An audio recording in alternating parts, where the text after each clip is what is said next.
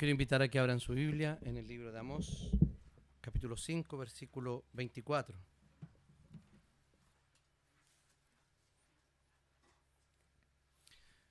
Dice así la palabra del Señor. Prefiero que fluya la justicia como un río y que el derecho mane como un impetuoso arroyo. Oremos al Señor. Bendito Señor y Padre nuestro, te damos tantas gracias porque tú nos has permitido en esta mañana llegar hasta este lugar para adorarte, para bendecirte y por sobre todo, Señor, para encontrar restauración por medio de tu palabra.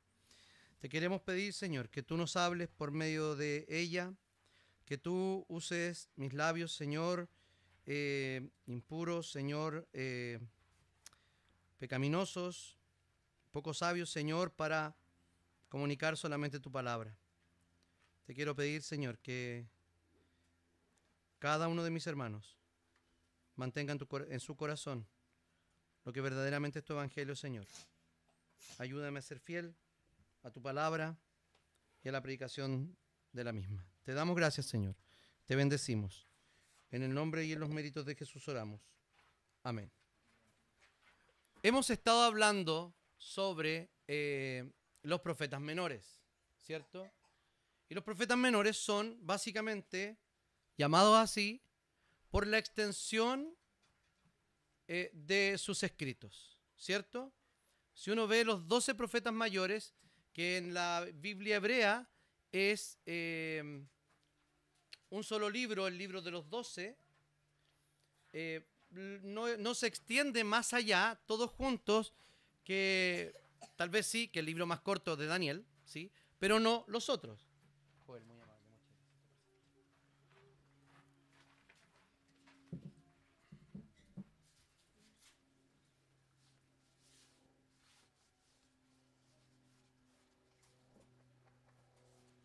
Bien, entonces, hemos visto ya varios profetas. Hemos visto, ¿nos vamos a aprender de memoria los profetas o no? ¿El texto? Gracias. Amós 5, 24. Lo había dicho, ¿cierto? Bien, primero estuvimos considerando Oseas. ¿Se acuerdan de Oseas? Una historia terrible. Luego consideramos el libro de... ¿De qué? De Joel. Muy bien, el libro de Joel. Donde podíamos ver cómo el Señor prometía la llenura del Espíritu Santo a todo el pueblo de manera indiscriminada. ¿Cierto? Y hoy día vamos a ver al profeta Amós. El tema del profeta o el título de este sermón se llama Jesús, el portador de nuestra justicia. ¿Y por qué queremos que la clave hermenéutica o la clave interpretativa para el Antiguo Testamento es Jesús? Es porque nosotros podemos ver en el Nuevo Testamento, cuando iban los discípulos camino a Emaús, ¿qué les dijo Jesús? ¿Qué les explicó? Lo que hablaba de él, ¿qué cosa? La ley, los escritos y los profetas. Esto quiere decir que la palabra del Señor o el Antiguo Testamento habla exclusivamente de Jesús. Hablábamos ayer o anteayer con alguien, no recuerdo con quién, ahora recuerdo con quién, con el Hernán y la Marisol. Hablábamos sobre pasajes del Antiguo Testamento que son un absoluto sinsentido. ¿No es así? Yo los invito a que hoy día en la tarde ustedes echen una miradita al último relato de de Jueces, donde una mujer es abusada y luego descuartizada y enviada a muchas partes de Israel como una forma de lección. Y uno dice, ¿cómo Jesús puede estar presente en un evento tan terrible como este? Por ausencia. Cuando vemos eventos así, vemos ¿Qué pasa cuando Jesús no está presente en la vida de las personas? Vamos a considerar un poquitito sobre el libro de Amós. El nombre del libro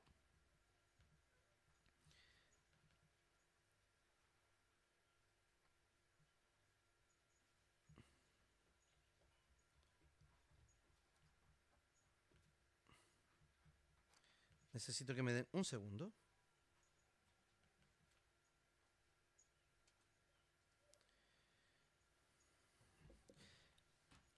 Sobre la información que nos da el libro es bastante poca. Miren, si ustedes van a la primera parte del texto, dice que estas son las palabras de Amós, que era un pastor de Tecoa y tuvo una visión acerca de Israel durante los días del reinado de Usías en Judá y de Jeroboam, hijo de Joás, en Israel. Esto sucedió 2 años antes del terremoto. No tenemos más información, excepto más adelante, cuando nos dice que él es un recolector de higos. A propósito, no queda nada acá. ¿No han visto nada? Se acabaron. Ya. Vamos a contarle a los niños, a todos los papás, que los higos no se juega con ellos. Con la comida no se juega. Así que si sacan uno, se lo comen. O no lo sacan. ¿Me escucharon? ¿Ustedes dos? Bien, él era recolector, también dice que era recolector de higo. Entonces, era oriundo de Tecoa, un pequeño pueblo a 10 kilómetros de Belén y a 17 kilómetros de Jerusalén. O sea, él vivía en Judá, ¿cierto? Hombre de campo, cultivaba la tierra, cuidaba ovejas. Esa era su vida. Ustedes se preguntarán, si él estaba cuidando ovejas y cultivando la tierra, ¿por qué se mete en este tremendo embrollo de obedecer a Dios e ir al reino del norte a exhortarlos sobre las injusticias y el pecado que habían cometido contra sus hermanos? Nos dice cuando profetizó que es en el reinado de Usías, rey de Judá, rey del sur, por ahí por el 792 al 740 a.C., y Jeroboam II, que sería los reyes de Israel, en el norte, 793-753. Entonces, ambos reinados disfrutaban de gran prosperidad y habían alcanzado una preponderancia política y militar bastante importante en la zona. Entonces, no sé si han escuchado esto, que tiempos de solaz o tiempos fáciles crean hombres débiles. Yo creo que pasó un poco acá. La gran prosperidad que tenían les hizo vivir de una manera donde no necesitaban a Dios. En el estudio de los miércoles, cuando estamos viendo Filipenses, cómo interpretar la epístola de los Filipenses, los que han venido se han dado cuenta, por ejemplo, que le hemos dado duro a Filipenses 4:13, ¿cierto? Todo lo puedo en Cristo que me fortalece.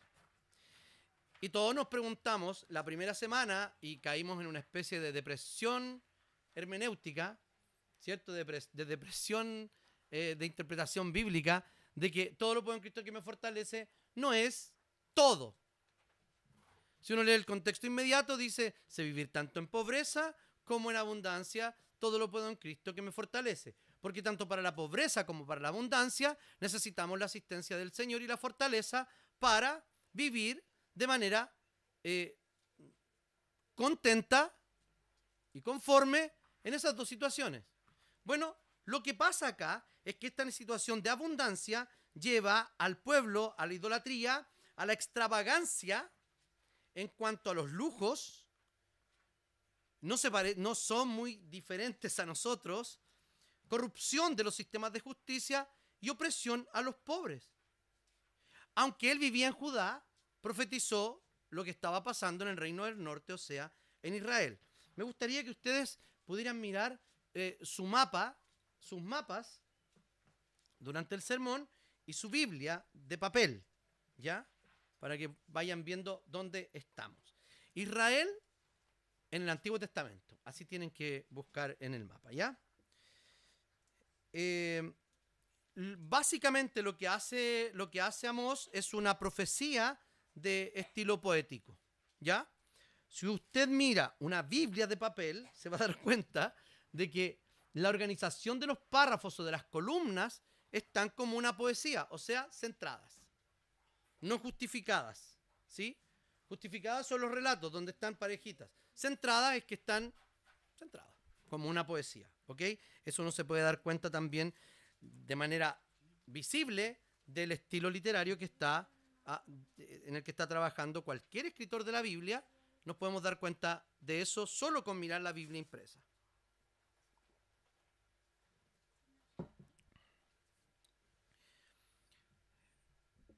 Nos habla de injusticia el libro de Amós, ¿cierto? Y Amós llama al pueblo de Israel y a los dirigentes del reino del norte un llamado a la justicia comunitaria como indispensable para la verdadera piedad. Hagamos una distinción.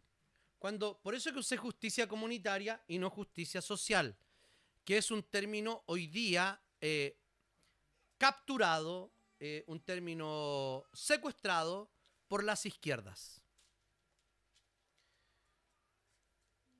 Y no tanto por las izquierdas. Si usted lee, por ejemplo, la declaración de principios del Partido Republicano, dice, creemos en la justicia social.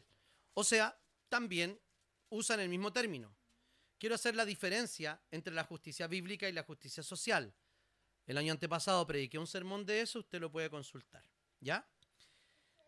La diferencia básica es que la justicia social hace responsable a un ente, que es el Estado y que tiene que hacer ciertas reparticiones o nivelaciones económicas. Cuando está hablando acá de justicia, y la justicia bíblica es la justicia que cada uno de nosotros, con un corazón consagrado a Dios, debería estar preocupado por las necesidades que tiene el que está al lado. Y uno dice, ¿pero qué pasa con los niños de África? Sí, ya les he contado que es posible, con muy poca plata, sacar de la desnutrición en 6 a 8 semanas a un niño en África, aportando a una institución mundial que se llama UNICEF. ¿Y qué pasa con el que tenemos al lado? No podemos esperar que un algo haga ciertas justicias con los impuestos que nosotros pagamos. Porque vemos, no solo hoy día, sino en toda la historia de la humanidad, que la gente es como gato de campo. ¿Cierto?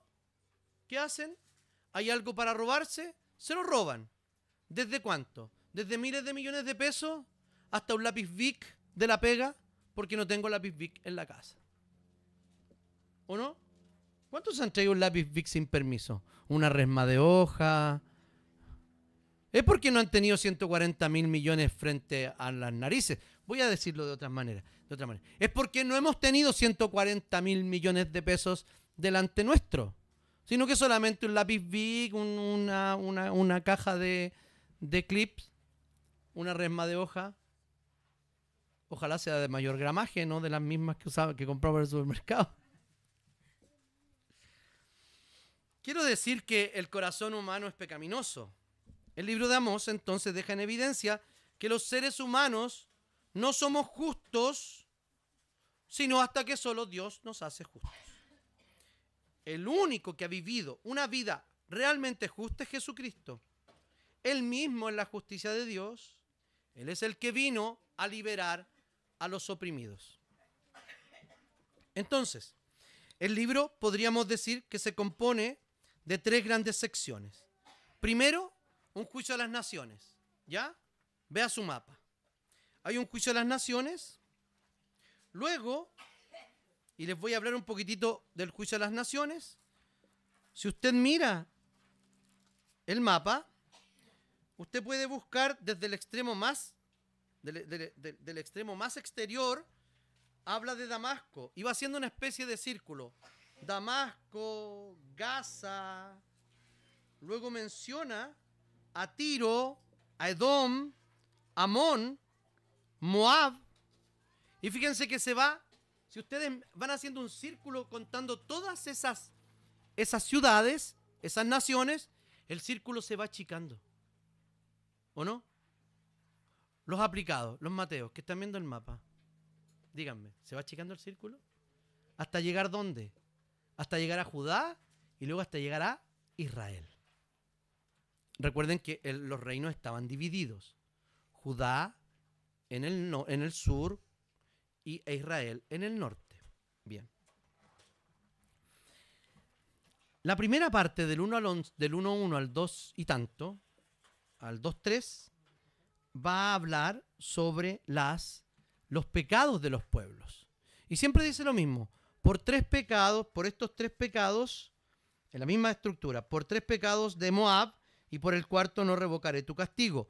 Menciona los pecados y luego dice cómo los va a castigar, ¿cierto? Luego hay una sección bastante larga que es del 3:1 al 6:14, donde podemos ver que Dios verifica el juicio contra Israel. Les va a decir que detrás de todo lo que les está pasando hay una causa pecaminosa. Confirma el castigo de Israel diciéndoles que, hey, sí lo voy a hacer. Hay una sección donde dice cómo los va a llevar. Y dice que los llevará con ganchos. Ustedes saben cómo los asirios trasladaron a los que llevaron cautivos en el reino del norte. Bueno, creo que los babilonios también tenían la misma costumbre. ¿Saben cómo lo hacían? Con ganchos, como peces. ¿Han visto cuando llevan a los presos así? Eso es un juego de niños. Enganchaban a uno con otro de sus mejillas. Niños, esto es como película de zombies, así que pónganle sonido. Pueden aguantar los que han visto películas de zombies. Luego, Israel, o manifiesta a Dios que Israel no tiene la voluntad de volverse a Él. Y Él los va a hacer volver. En el capítulo 5, el Señor se lamenta por esta nación que ha muerto. Hay falsas esperanzas de Israel creyendo que su poder político y su poder social, su poder económico, los va a liberar de cualquier cosa que ellos puedan enfrentar. ¿No les parece una descripción de lo que nosotros pensamos muchas veces?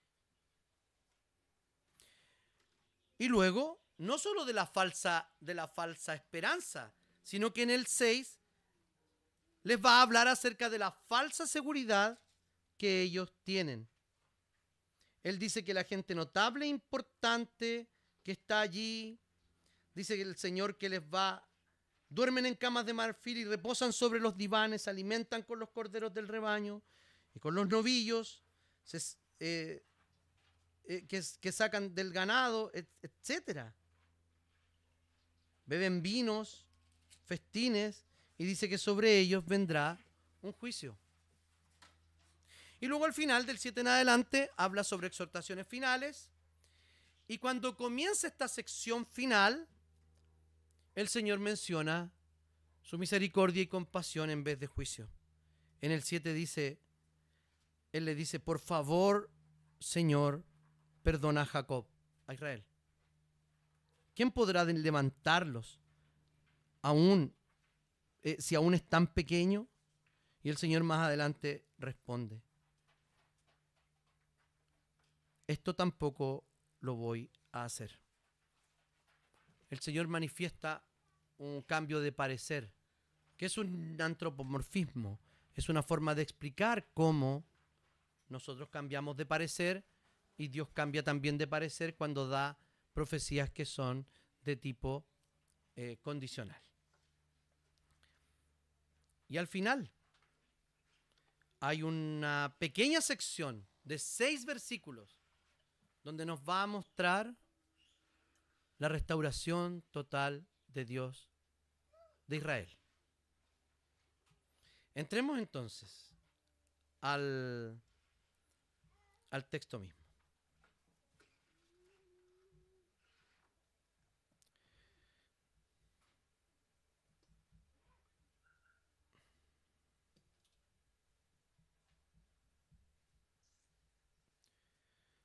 El profeta Amós va a proclamar un mensaje fuerte y desafiante. Y él va a decir que Dios no se complace en los rituales vacíos de adoración. En esos rituales donde nosotros tenemos una forma correcta de hacerlo. Sin embargo, como el Señor siempre criticó y siempre llamó a Israel diciendo que este pueblo de labios me honra, pero su corazón está lejos de mí. Dios no se complace de esos rituales vacíos, sino que desea una justicia constante, una vida transformadora, así como lo vimos en el 24. Dice, prefiero que fluya como un río, potente, fuerte. Esa es la fuerza que el Señor quiere, con la cual Él quiere que la justicia y el derecho esté en nuestra vida y en nuestras relaciones interpersonales. Vamos a encontrar entonces la denuncia de la injusticia social, ya hemos explicado el término, el llamado al arrepentimiento y la promesa de una restauración futura. Porque el Señor nunca jamás expresa una disciplina y llama al arrepentimiento sin prometer una futura restauración. ¿Saben por qué? Porque Cristo está presente en toda la Escritura y Él es el que ha venido a restaurar todas y absolutamente todas las cosas. Pero corre el juicio como las aguas y la justicia como impetuoso arroyo. Entonces, ¿cómo Él denuncia estas injusticias? El profeta dice que están siendo explotados los vulnerables. Vendían a los justos por dinero, pisoteaban a los pobres, vivían de lujo mientras ignoraban las necesidades de los demás. Dios no puede aceptar una adoración que esté desvinculada de la relación y del amor que hay con el prójimo. Si nosotros vemos las tablas de la ley, la primera tabla, ¿de qué habla? ¿Alguien sabe eso? Deberían saberlo. ¿De qué habla la primera tabla? Del amarás al Señor tu Dios. Y la segunda tabla de la ley, ¿de qué habla? Y a tu prójimo como a ti mismo.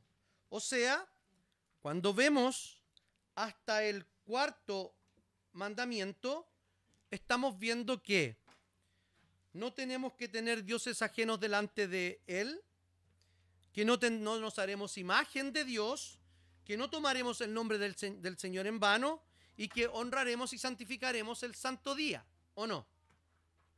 Luego parte de una de las relaciones más importantes que tienen los seres humanos, que es la relación de padres e hijos, ¿cierto? Y de ahí comienza la sección respecto de amarás a tu prójimo.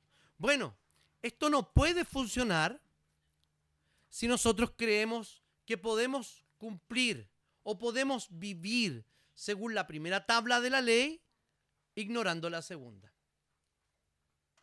No podemos amar a Dios si no amamos al prójimo. ¿Qué dice Juan respecto a esto? Que el que dice amar a Dios, ¿a quien no ve? Y no ama a su prójimo, ¿a quién ve?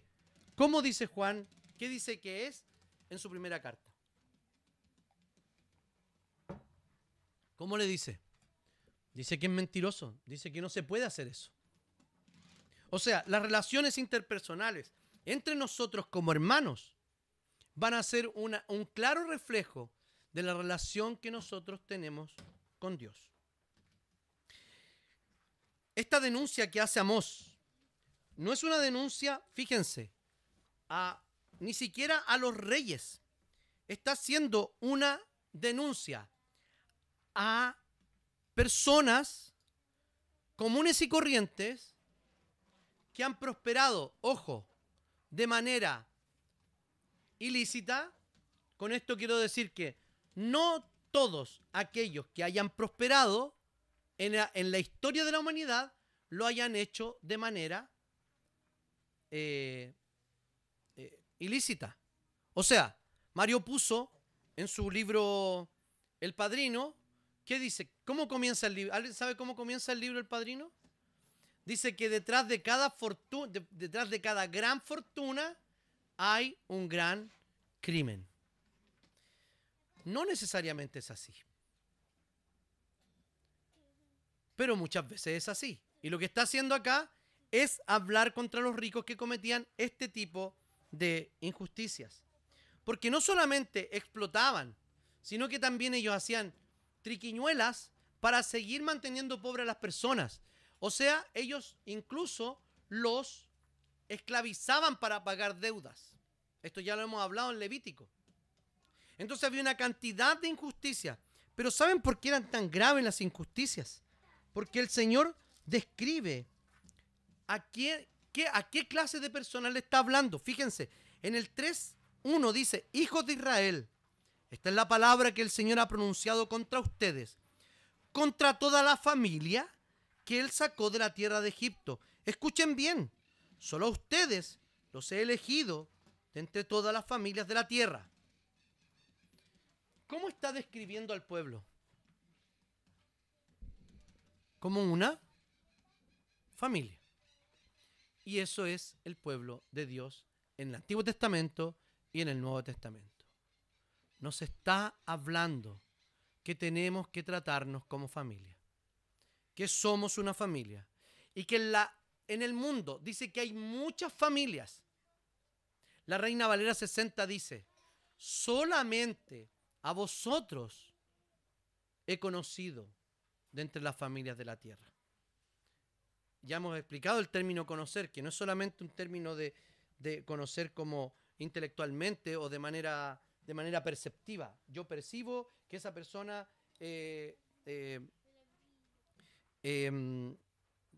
me distraje mucho.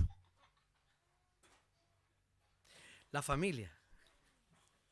La familia es en lo que el Señor nos ha convertido cuando nos ha adoptado como sus hijos. Y esta familia ya no está constituida solamente por personas de una misma raza, como en el caso de Israel, sino que hoy día ya se cumplió la promesa o el pacto que Dios hizo con Abraham cuando le dijo, en ti serán benditas todas las familias de la tierra. O sea, esta familia especial para Dios, que somos los creyentes en Jesucristo, somos una familia multicultural, mundial y no solamente ligada a una descendencia. Porque los verdaderos descendientes de Abraham, como dice Pablo, son los que tienen la fe de Abraham.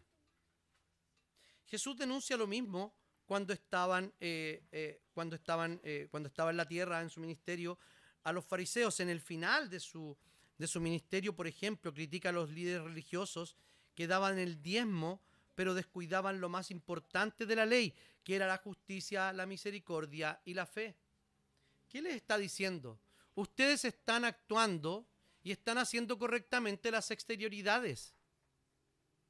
Pero cuando una exterioridad no nace de un corazón consagrado, o más bien dicho, de un corazón sincero delante de Dios, eso no sirve. ¿Y a qué me refiero con un corazón sincero? Es los dos conocimientos más importantes.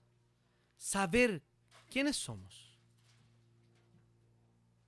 Somos hombres y mujeres pecadores, salvados por la gracia de Jesucristo y que estamos siendo construidos a la imagen del Hijo de Dios. Eso es lo que somos. Y sin Dios y sin Jesucristo no haríamos absolutamente nada en esta tierra y estaríamos absolutamente perdidos en el mundo, sin Dios, sin esperanza. Pero cuando pensamos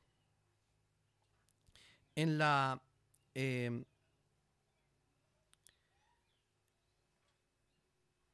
cuando pensamos en que solamente las cosas que hacemos son las que importan, es hipocresía.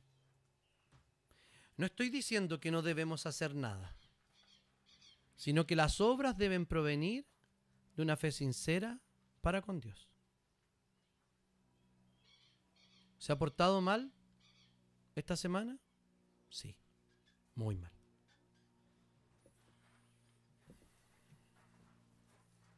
Pero el Señor es un Dios de misericordia que promete restaurar los corazones. Cuando les habló del buen samaritano Jesús, ¿qué les dijo?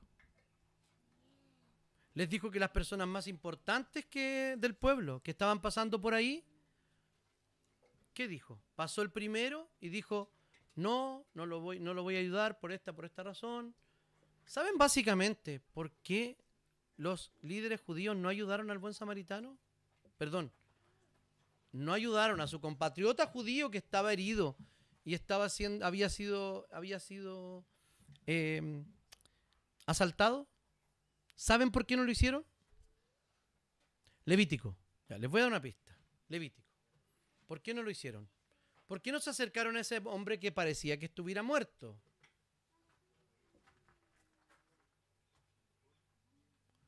Por impureza. Si lo tocaban, ¿hasta cuándo iban a quedar impuros? Hay una canción que dice eso. No, mentira. Hasta el anochecer. Hasta ahí estaban impuros. Hacían el rito de purificación y se mantenían hasta el anochecer. Ahí terminaba su impureza y podían, por ejemplo, el levita, el sacerdote, oficiar nuevamente en el templo.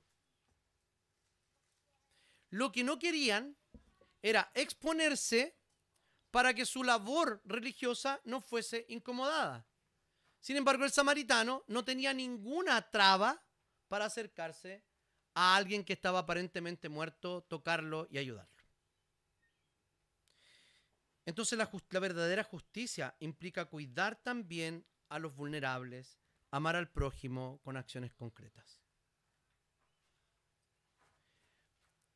Entre los creyentes, cuando aparece el pobre, cuando aparece el menesteroso, cuando aparece el extranjero, cuando aparece la viuda, cuando aparece el huérfano en el discurso, debería aparecer primero en las acciones. ¿Qué hemos hecho nosotros por los huérfanos, por los extranjeros, por las viudas, por los que son más vulnerables? No piense en la gente en situación de calle. Piense en aquel hermano o hermana que está al lado suyo y que probablemente está sufriendo una situación, y vamos a hablar de esto, económica compleja. Lo primero que yo le pregunto, ¿usted lo sabe? Lo segundo que le pregunto, si usted lo supiera, ¿haría algo al respecto? La justicia de Dios demanda que se refleje en nuestra vida diaria. ¿Cómo tratamos a los necesitados? Somos una iglesia que promueve la justicia, que defiende al que ha sido empobrecido, que actúa como lo haría Cristo. Cristo nunca, no quiero mal explicarme, Cristo no es asistencialista ni socialista. Jesús no quiere personas que no trabajen y vivan de los demás, ¿cierto? Tampoco Jesús es alguien que no quiere pagar impuestos. Pagó impuestos, cumplió la ley. Pablo dice que el que no trabaja, que no coma, y que nosotros debemos exhortar a aquellos que están siendo ociosos. Lo que está diciendo el Señor es que independientemente de las situaciones que la persona está viviendo, si nosotros nos enteramos de una necesidad o si alguien nos pide, ¿qué nos dice? Si usted tiene 2 camisas, ¿cuántas debe dar?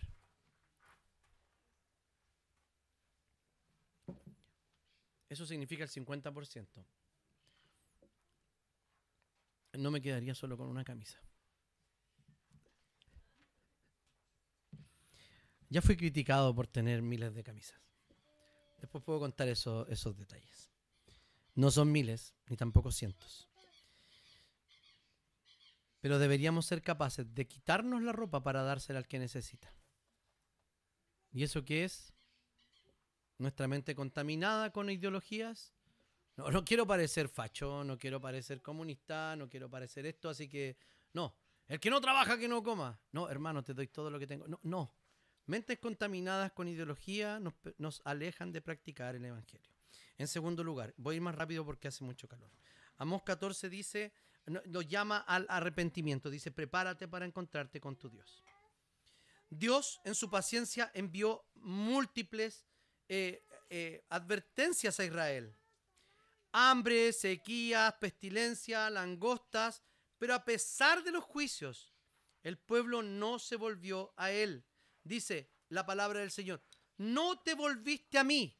Y a ese respecto es cuando Israel manifestaba una profunda dureza de su corazón.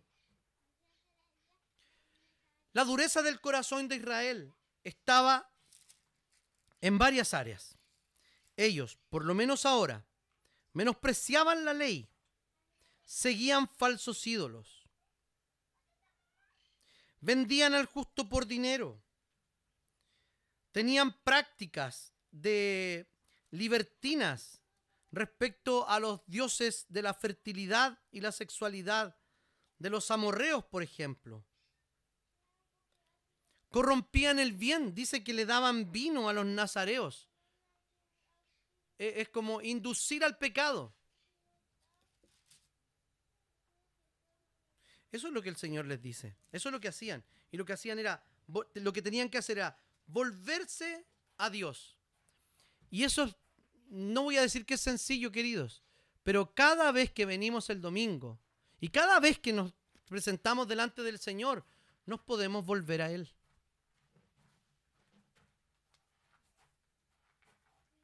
Cada vez que venimos el domingo, podemos volvernos al Señor. Podemos confesar nuestros pecados.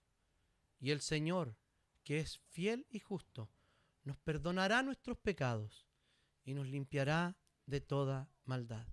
Eso quiere decir que no importa el color del pecado, la sangre roja de Jesús es suficiente para borrar cualquiera de ellos. Y eso es una contradicción física, porque lo que hace la sangre, ¿qué es? Manchar, ensuciar. Pero lo que hace la sangre de Jesús es limpiarnos. Y esa es nuestra confianza. No hay pecados tan grandes que la sangre de Cristo no pueda borrar.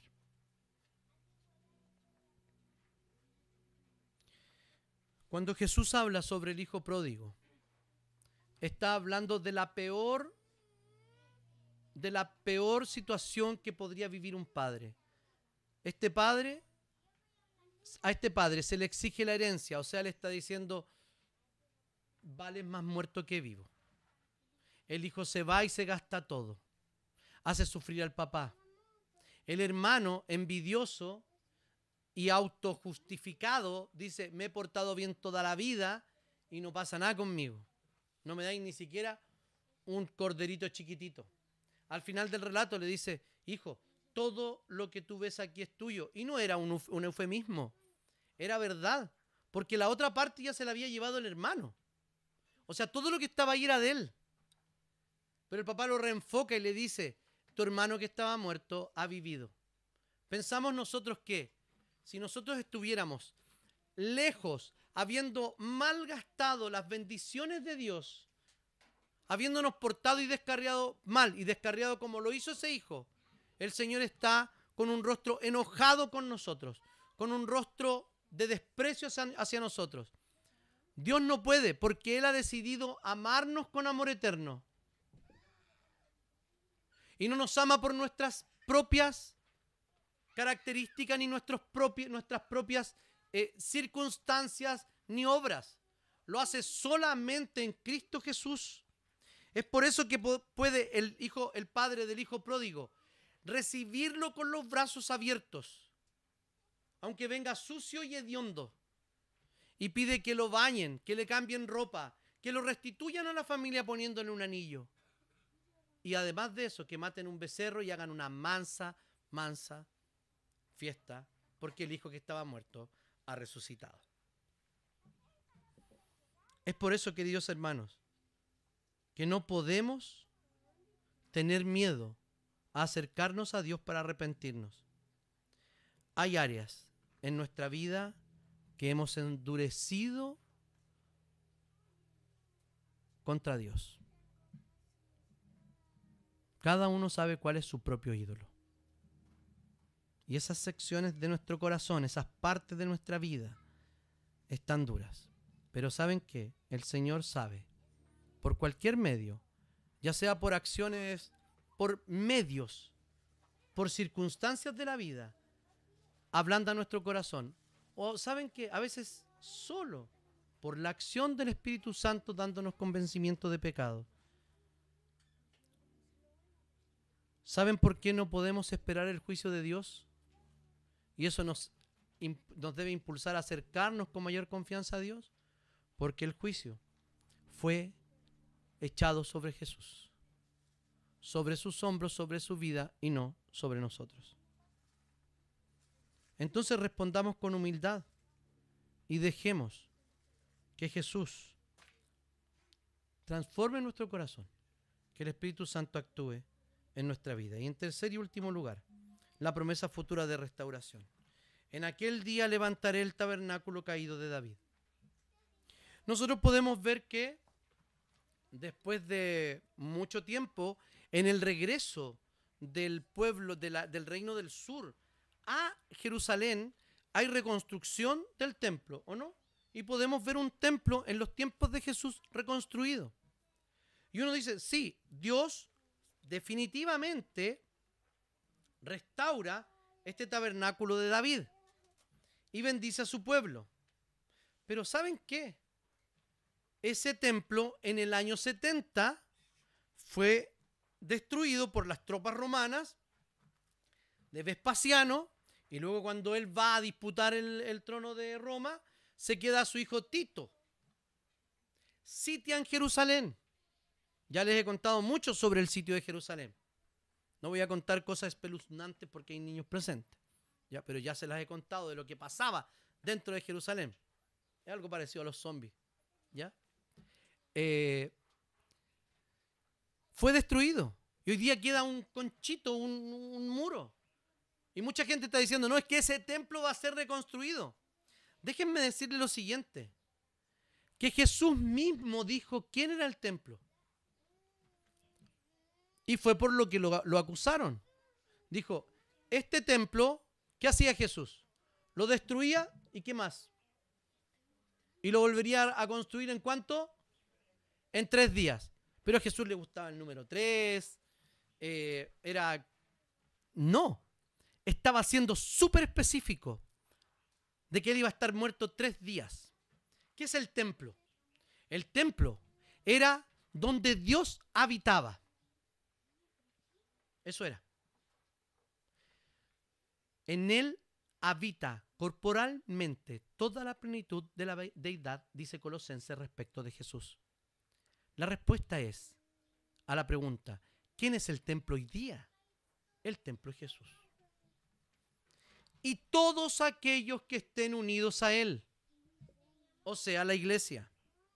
¿Qué está pasando acá? Está pasando de que el tabernáculo caído de David iba a ser reconstruido en Cristo Jesús y con su iglesia. Y hoy día nosotros somos templo del Espíritu de Dios. Cristo mismo es el templo de Dios, porque ya Dios no habita en templo hecho por manos de hombres. Por eso es que podemos tener una carpa de eventos y usarla para eventos. Entonces el descendiente de David es quien cumple esta promesa. En el libro de Hechos, capítulo 15, versículo 16, dice lo siguiente.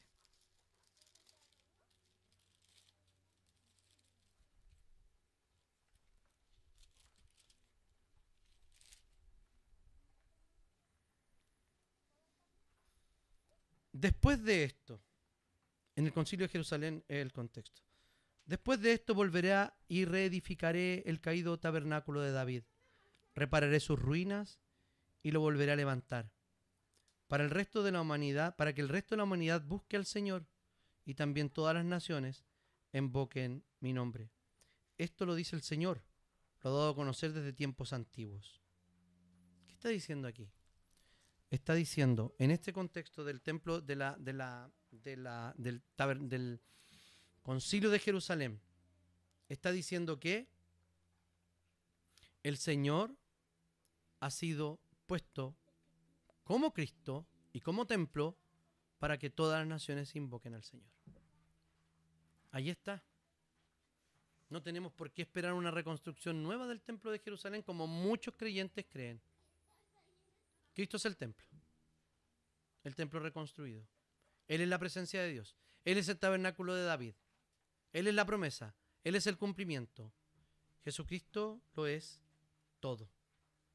Jesús está reuniendo a su pueblo para que en el día final seamos una gran familia reunida en el cielo nuevo y en la tierra nueva. El Señor está reinando y reinará sobre el trono de David, y como cita en los primeros capítulos de Lucas, su reino no tendrá fin. Hay un texto que me sigue de manera insistente. Los rabinos antiguos decían que los rabinos en su vida predicaban un solo sermón y que el resto eran comentarios.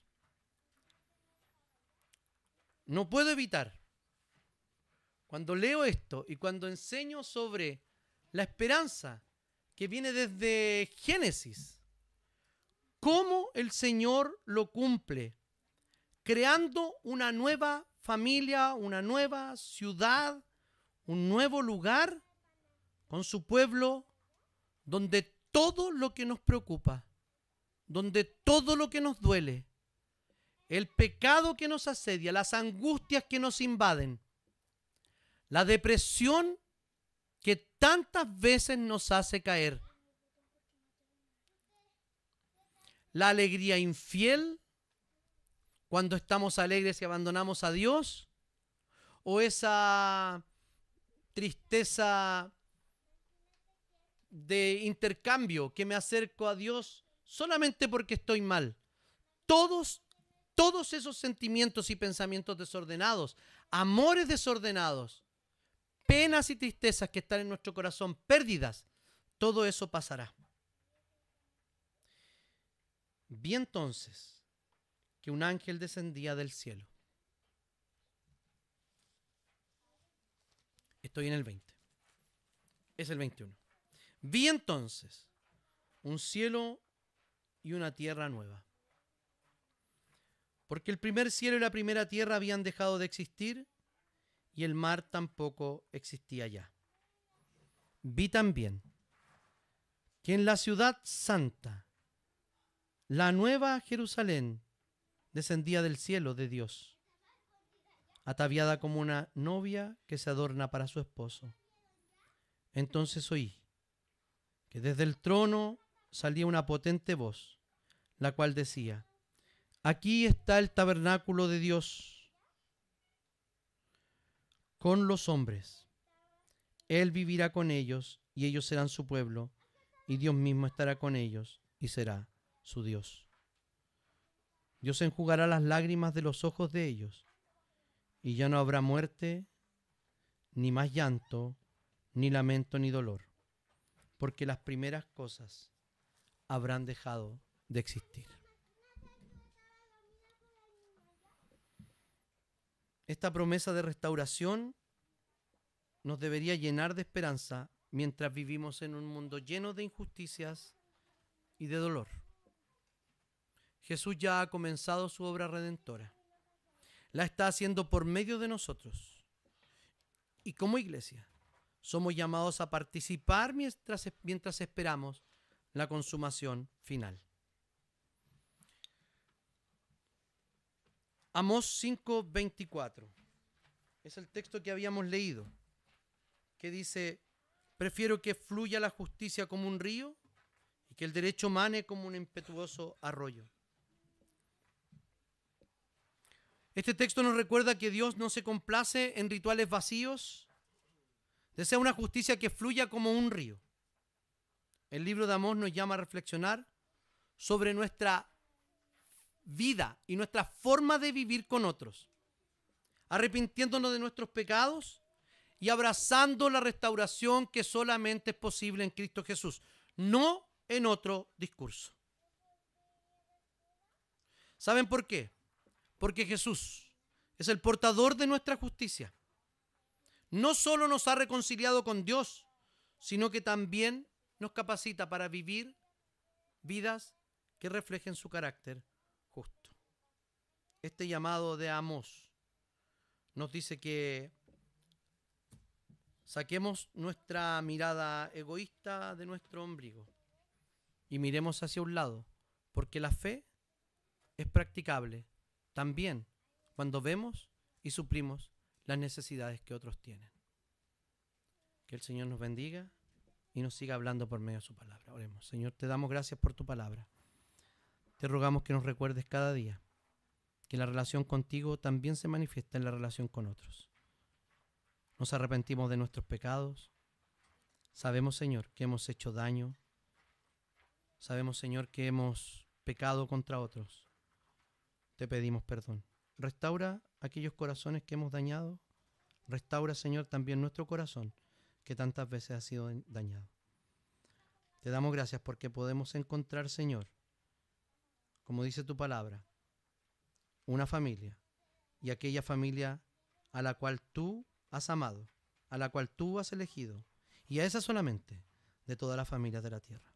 Te damos gracias por ser parte de esa familia, por haber sido unidos a Cristo Jesús. Te damos gracias.